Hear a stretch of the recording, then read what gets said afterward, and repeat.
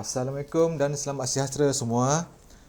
Nama saya Muhammad Nazaruddin bin Hanafiah, pensyarah bagi kursus MPU 1152 Pengajian Malaysia 1. Pada hari ini, saya ingin menerangkan berkaitan kontrak pembelajaran dan pengajaran terhadap kursus ini.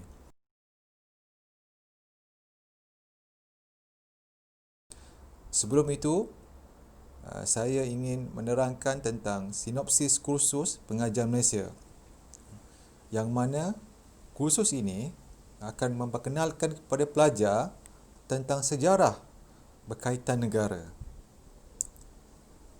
Kursus ini juga bertujuan untuk melahirkan graduan yang mempunyai identiti kebangsaan dan juga semangat patriotisme yang unggul.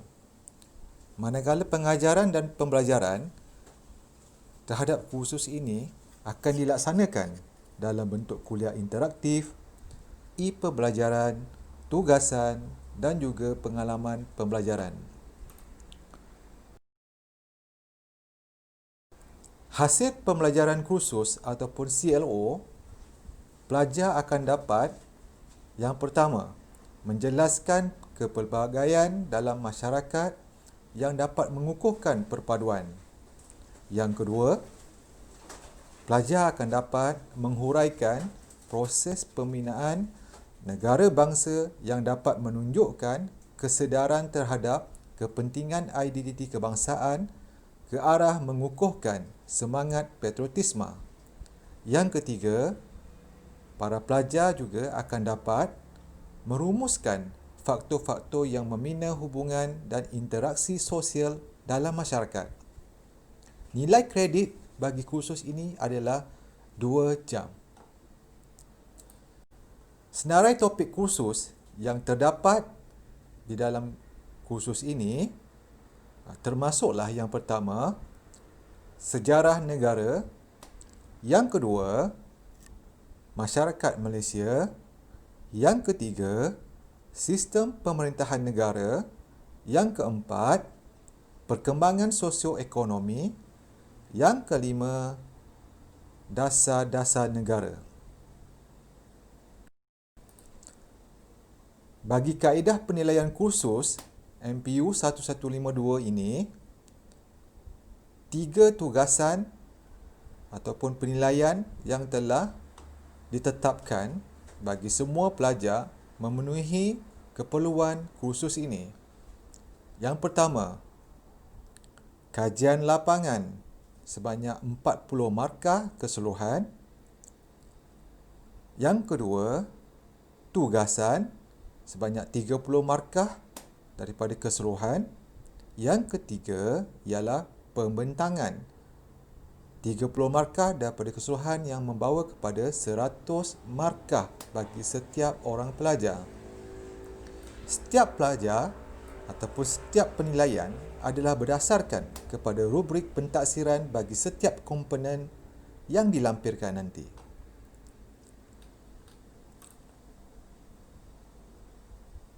Berikut adalah contoh lampiran rubrik pentaksiran bagi MPU 1152 Pengajian Malaysia 1, iaitu tugasan 1 bagi topik 1.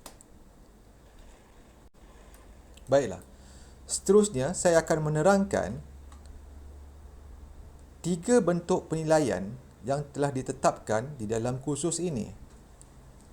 Yang pertama, kajian lapangan. Apakah yang dimaksudkan dengan kajian lapangan?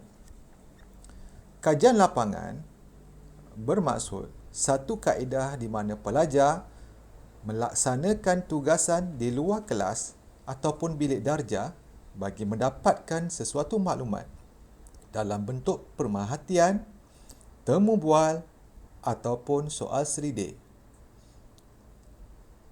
Pelajar juga dapat secara langsung berada di tempat kajian dan merasai suasana persekitaran yang sebenar. Dalam kajian lapangan juga akan melibatkan secara berkumpulan seramai 4 hingga 5 orang di dalam suatu masa mengikut kesesuaian kelas. Kajian lapangan juga bertujuan untuk mengumpul sebarang data yang berkaitan. Wajib bagi setiap kumpulan mempunyai pelaporan bagi setiap kajian lapangan yang telah dihasilkan.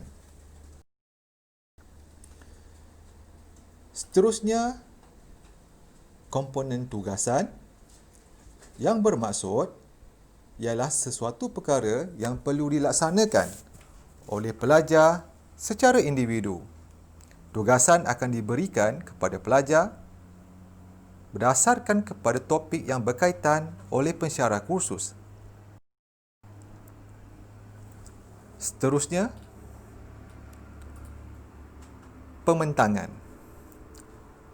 Pementangan merangkumi aktiviti pementangan hasil kerja ataupun tugasan ataupun projek pelajar di hadapan sekumpulan audien. Contohnya, pementangan dilakukan di dalam kelas. Pementangan juga melibatkan proses penyediaan bahan-bahan untuk pementangan.